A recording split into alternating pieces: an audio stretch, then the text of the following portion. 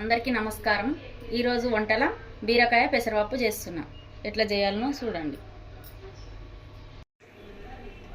Oil వేసుకుంటున్నా. నేను అర్ధ కిలో బీరకాయ తీసుకున్నా. దానికి సరిపడంత ఆయిల్ వేసుకుంటున్నా. జీలకర్ర, కొన్ని ఆవాలు. దీంట్లో బీరకాయ వేసుకోవాలి. ఉల్లిగడ్డ వేసుకుంటలేము. దీంట్లో బీరకాయని వేసుకుంటున్నా ఫస్ట్. ఇప్పుడు ఇట్లా కలుపుకోవాలి మొత్తం. ఇది ఉల్లిగడ్డ వేయకుండా చేస్తున్నాం అన్నట్టు.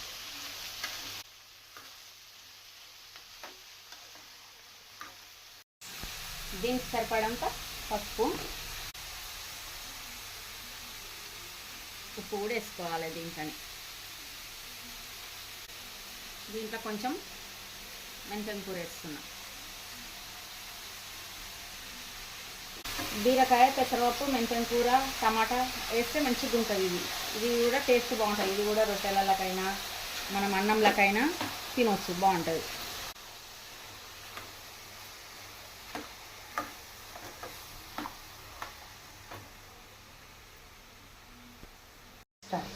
ఇది పెసరపప్పు.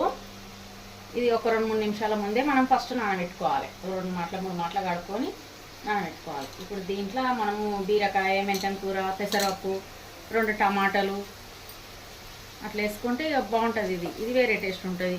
ఇందులో 2-3 రకాలు కూడా మనం చేసుకోవచ్చు. ఇప్పుడు కలుపుకోవాలి.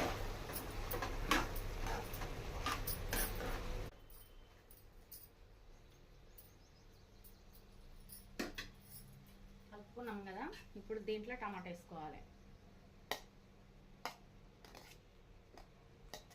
టమాటా, కొంచెం కలెమాకు వేసుకోవాలి.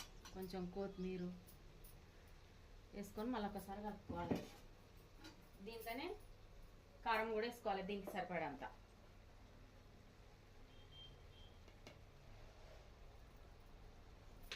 మంచిగా కలుపుకోవాలి. ఇది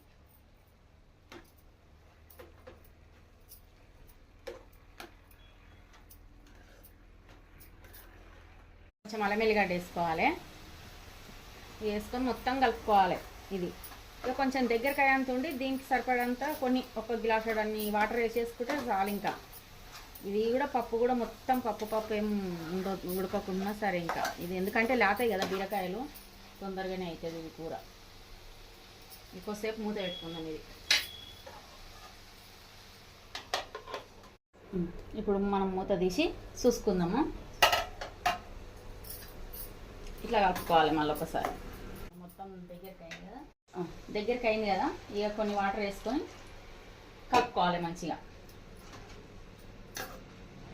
ఇంక ఇవన్నీ ఉడికితే బాగుంటుంది. ఇక ఒక 5 నిమిషాలు ఉంచుకోవాలి. ఇంక ఇట్లనే 5 నిమిషాలలో ఉడికేస్తుంది. అప్పుడు మళ్ళీ చూపిస్తాం ఎట్లా ఉడికిందని. ఇప్పుడు ఇక మూత తీసి చూసుకుందాము.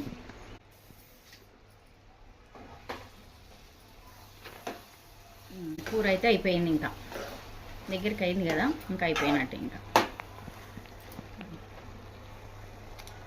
అయిపోయింది. బీరకాయ పెసరపప్పు కూర అయితే రెడీ అయిపోయింది. నేను ఏమేమి వేసినో మీరు కూడా అవి చేసి ఒకసారి ట్రై చేయండి. ఈ కూర మీకు నచ్చినట్టయితే లైక్ చేయండి, షేర్ చేయండి, సబ్స్క్రైబ్ చేసుకోండి. మళ్ళీ ఒక వంటతో మేము ముందుంటా. Bye bye.